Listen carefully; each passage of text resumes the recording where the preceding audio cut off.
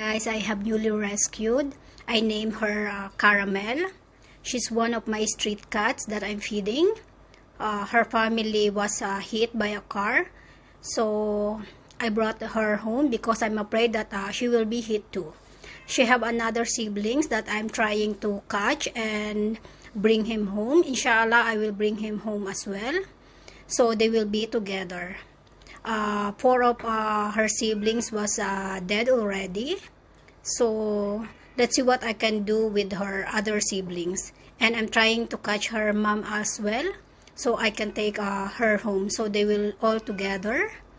Inshallah, everything will be all right with this family cat. Thank you for watching.